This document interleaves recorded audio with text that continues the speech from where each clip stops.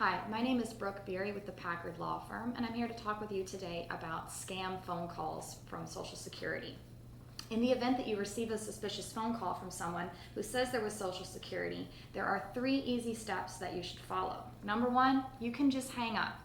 2, do not provide the caller with money via a personal debit card, a prepaid card, checking account number, cash gift cards, wire transfers, or prepaid gift cards, or your personal information like your Social Security number or your banking information.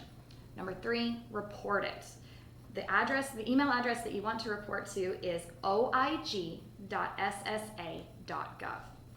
You really want to be on guard for suspicious phone calls. You might be thinking, well, Social Security is conducting hearings over the phone. Sometimes I pay my bills over the phone, and I update my personal information with businesses and even my bank over the phone. How do I know if a phone call is suspicious? Well, a phone call is going to be suspicious if someone says they're from Social Security and then they ask for your personal information, like your Social Security number or your bank information. They may also tell you that in order to fix an overpayment or an account with your account or to avoid arrest, that you must pay a fine or a fee using a specific method of payment, like a debit card, a cash transaction, a wire transfer, or a prepaid debit card. These calls are not from Social Security. Social Security will never threaten you over the phone for any action because of a lack of payment. They will never tell you that your Social Security number has been or might be suspended. They will never call you to demand an immediate payment. They will never ask for your credit or debit card numbers over the phone. They will never require a specific type of payment, like a gift card, and they will never demand that you pay a Social Security debt without the ability to appeal that in writing. They'll also never promise benefit approvals or speeding up a process or increases in your current benefits in exchange for information or money paid by you immediately.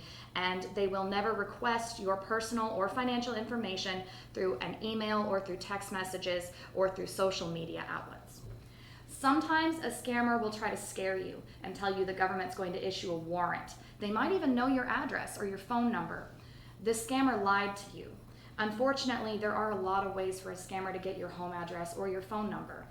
They're using this information to try to scare you or make you feel urgency.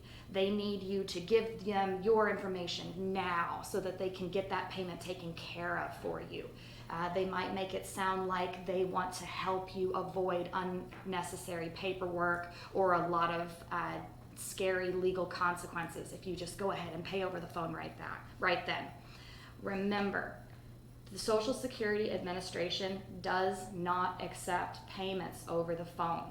There is no way that anything that you pay to someone over the phone via a credit card or a debit card or your bank account routing number, that is not going to go to Social Security. That is not how they collect overpayments in the event that you do have an overpayment problem.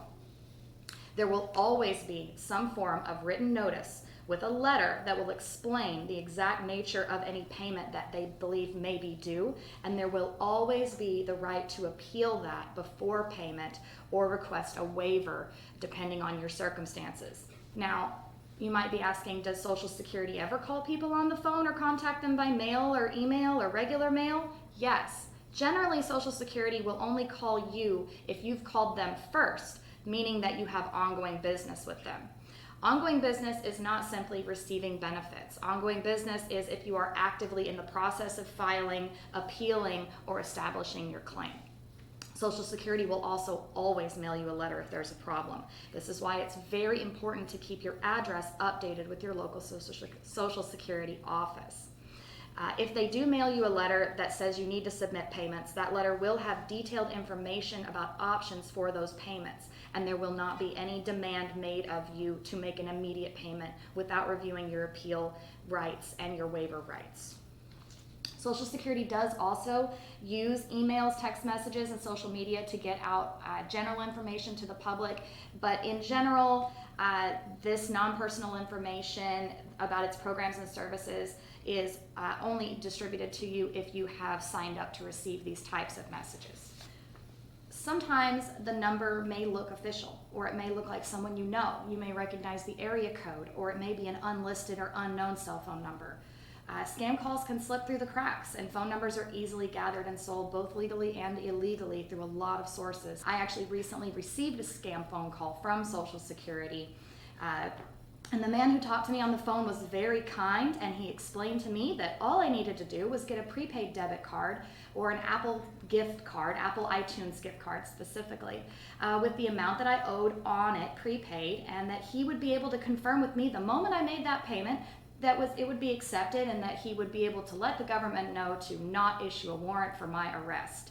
It seemed on the surface like he was trying to do me a favor and like he wanted to help me. He sounded like an official person, and he even knew the last 4 digits of my Social Security number. Scam calls can feel very real. However, phone numbers can be spoofed, they can be faked, and the scammer may have acquired your Social Security number or personal information through an illegal source. It's also important to remember to report these calls to the government, even if they didn't convince you to reveal your personal information to them.